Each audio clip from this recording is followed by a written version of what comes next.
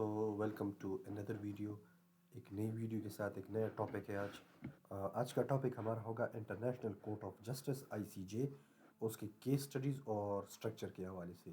تو یہ ویڈیو ان لوگوں ان کینڈیڈیٹس کے لیے جنہوں نے اپنا سبجیکٹ انٹرنیشنل لاء چوز کیا ہے، جیسے کہ میری طرح.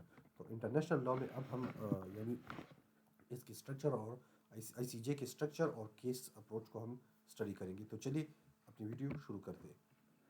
اچھا، international court of justice, international law, international court of justice کے ICJ. International court of justice وہ ایک ادارے جو کہ UN اور دیگر اداروں سے یہ لنک ہے، اور اس میں وہ کیسز ہوتے ہیں، یعنی انٹرنیشنل لیول کے جو کرائمز ہوتے ہیں یا کیسز ہوتے ہیں، وہ اس آرگنائزیشن میں ڈسکس ہوتے ہیں اور ان پہ یہاں پہ عمل درآمد یعنی بحث اور یہ چیزیں کی جاتی ہے. تو انٹرنیشنل کورٹ آف جسٹس ایک عالمی ادارہ، انٹرنیشنل آرگنائزیشن ہے. یہ انٹرنیشنل کورٹ بیسیکلی جیسے کہ پاکستان میں ہائی کورٹ ہے، سپریم کورٹ ہے، اس طرح سے یہ پوری دنیا کا ایک کورٹ ہے. یہاں پہ انٹرنیشنل لیول پہ کیسز ڈیل کیے جاتے ہیں. اب کیسز کے جیسے کہ یہ پیلسٹائن اور اسرائیل کا وار ہو گیا، اس طرح سے پھر اور دیگر کیسز ہو گئے پاکستان میں جو تھا آرمی پبلک اسکول کا.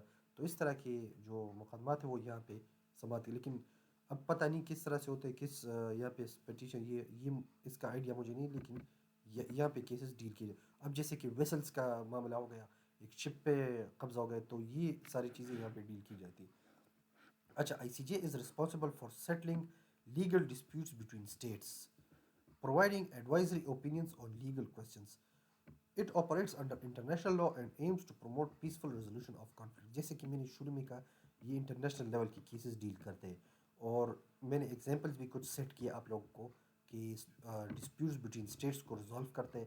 انڈیا پاکستان کا ہو گیا کشمیر کے حوالے سے، یہ بھی کنسیڈر کرتے ہیں اس طرح کی کیسز، اور پیسفل ریزولوشن کو پروموٹ کرتا ہے. اچھا، اسٹرکچر آف ICJ کا اسٹرکچر کیا ہے؟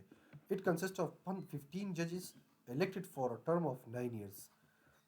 اچھا، اس میں 15 ججز ہوتے ہیں، وہ 9 سال کے لیے منتخب ہوتے ہیں، الیکٹ ہوتے ہیں، سلیکٹ نہیں، الیکٹ. ججز represent different legal systems of the world. ججز تمام دنیا کے ڈفرینٹ لیگل سسٹمز کو پریزنٹ کرتے ہیں. The court is based on the Hague Netherlands. ان کا ہیڈ کوارٹر ہیگ نیدرلینڈس میں ہے، نیدرلینڈ میں، یورپ میں بیسکلی.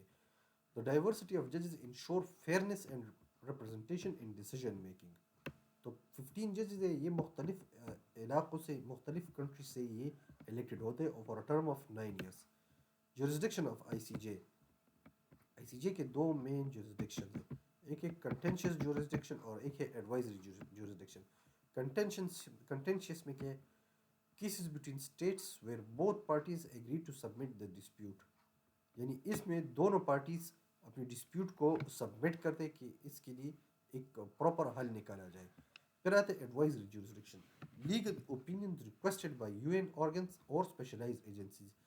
اس میں پھر لیگل آرگنز جیسے کہ UN ہو گیا اور اسپیشلائزڈ ایجنسی جو وہ اس کے لیے لیگل اوپینینز کنسیڈر کرتے ہیں، ریکویسٹ کرتے ہیں.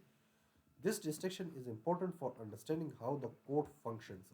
تو یہ دو چیزیں، اور اس کے لیے، اور یہ ضروری ہے کہ آپ اس کو سمجھیں کہ کورٹ کس طرح کام کرتے ہیں. Case procedure.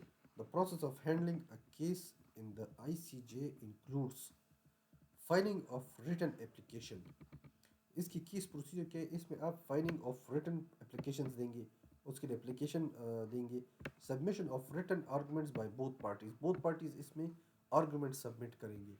اورل ہیئرنگز ہو گئے اس میں، یعنی بحث ہو گئے، اس طرح سے جرا جس کو بولتے ہیں. ڈیلیبریشن بائی ججز. پھر ججز کی ڈیلیبریشن، ان کی مطالعہ، ڈیلیبریشن کی میننگ نہیں پتہ، لیکن ان کا ایک کنسنٹ ہوتا ہے، وہ بھی دیتے ہیں. پھر آخر میں فائنل ججمنٹ ہوتا ہے، اس میں پھر فیصلہ ہوتا ہے کہ فیصلہ یعنی پھر آخری فیصلہ ہوتا ہے کہ کس کی جیت ہوتی ہے، کس کی ہار، یعنی کون صحیح ہے کون غلط. The judgement is binding on the parties involve. اور اس میں پارٹیز کی انوالومنٹ ضروری ہے، یعنی ان کی انوالومنٹ کی وجہ سے یہ ہوتا ہے. اچھا، importance in international law. The ICJ contributes to peaceful dispute resolution, development of international law, legal clarification of complex issues. تو ICJ ان تین چیزوں کو انشور کرتا ہے انٹرنیشنل لاء کے حوالے سے. its effectiveness depend on the willingness of states to comply with its decisions. تو بعض اوقات ان کے ڈیسیجن کو عمل میں بھی نہیں لایا جاتا، لیکن اگر عمل میں لایا جائے اور ان پہ عمل کیا جائے ولنگنس کو، یعنی اسٹیٹس کی ولنگنس کو، یعنی اگر ان کو کنسیڈر کیا جائے، اگر وہ اس کو کنسیڈر کرے تو یہ مزید بھی ڈیولپ ہو سکتا ہے۔ پھر آتا ہے انالیٹیکل اپروچ۔ تو سی ایس ایس کے حوالے سے آپ کس طرح آنسر کریں گے اس کو، اس کی اسٹرکچر کو آپ ایکسپلین کریں گے۔ سب سے پہلے کہ کلیئرلی ایکسپلین کریں کہ اس میں کیا ہوتا ہے، کس طرح ہوتا ہے۔ پھر اس کی جورسڈکشن کو آپ ڈسکرائب کریں گے۔ پھر کیس پروسیجرز کو آپ آؤٹ لائن کریں کہ کون سے کیس پروسیجر۔ پھر ایویلیویٹ افیکٹونیس، اس کے افیکٹونیس کو آپ ایویلیویٹ کریں کہ کیا، کیسے اور کس طرح۔ پھر آتے ہیں اس کی لمیٹیشنز کو، لمیٹیشنز کو بھی آپ لازمی ایکسپلین کریں، کچھ حد تک ایکسپلین کریں گے۔ باقی جب آپ دیکھیں گے باقی آنسر جو ہوگا وہ آپ اپنے کویشچن کے حساب سے آپ اس کو آنسر کریں کہ آپ کے کویشچن میں آپ سے کیا مانگا گیا ہے، اور آپ اس کو اسی کے حساب سے آپ آنسر کریں گے۔ تو یہ تھی میری آج کی ویڈیو، امید ہے آپ لوگوں کو پسند آئی ہوگی، اور آج کے لیے اتنا ہی، ملتے ہیں نیکسٹ ویڈیو میں، تب تک کے لیے اللہ حافظ۔